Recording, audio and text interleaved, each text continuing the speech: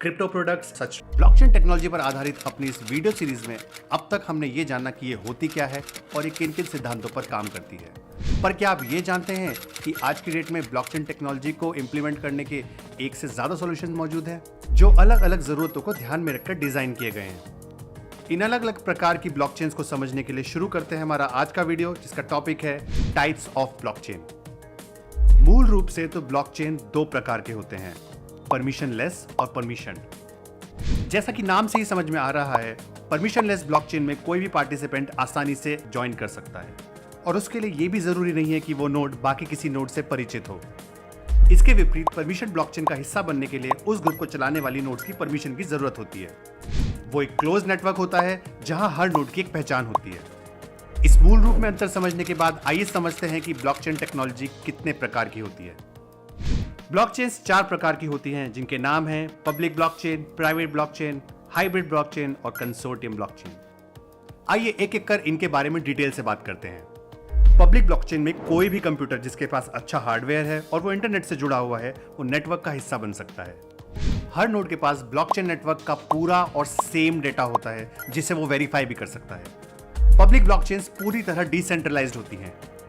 इसी वजह से पब्लिक ब्लॉकचेन के काफी एडवांटेजेस हैं, जैसे इस पर ट्रस्ट करना आसान है और ये सिक्योर भी है क्योंकि इसका आकार डेटा और नंबर ऑफ नोड के हिसाब से काफी बड़ा होता है। पर इसकी डिसएडवांटेज ये है कि इसमें कंसेंसस प्रोटोकॉल बड़ी जटिलता से लागू किया जा सकता है। प्रूफ ऑफ वर्क जैसी प्रोटोकॉल काफी एनर्जी कंज्यूम करती हैं और ट्रांजैक्शन ब्लॉक्स को प्रोसेस होने में काफी समय भी लग जाता है। बिटकॉइन और इथेरियम जैसी दिग्गज और फेमस ब्लॉकचेन इसी श्रेणी में आती हैं।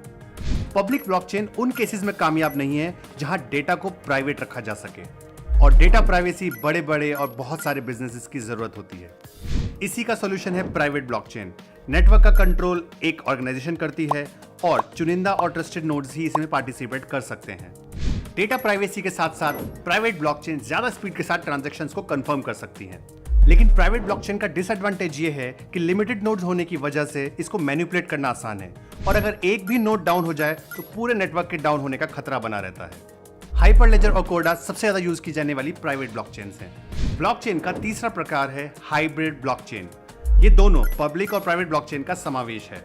इसमें दोनों ब्लॉकचेन्स के एडवांटेजेस को शामिल करके एक ऐसा नेटवर्क तैयार किया जाता है जिसमें ट्रांजैक्शन की कॉस्ट काफी कम हो जाती है। फाइनेंशियल इंडस्ट्री में यूज होने वाली रिपल और स्टेलर ब्लॉकचेन हाइब्रिड ब्लॉकचेन के सबसे बड़े एग्जांपल हैं। ब्लॉकचेन का सबसे आखिरी प्रकार है कंसोर्टियम ब्लॉकचेन। इसे फेडरेटेड ब्लॉकचेन भी बोलते हैं। ये प्राइवेट ब्लॉकचेन जैसी ही होती है, लेकिन इसमें एक एक ऑर्गेनाइजेशन को ऐड करने की जगह ऑर्गेनाइजेशंस का एक पूरा समूह ऐड किया जाता है। इसके एडवांटेज और डिसएडवांटेज भी प्राइवेट ब्लॉकचेन जैसे ही होते हैं।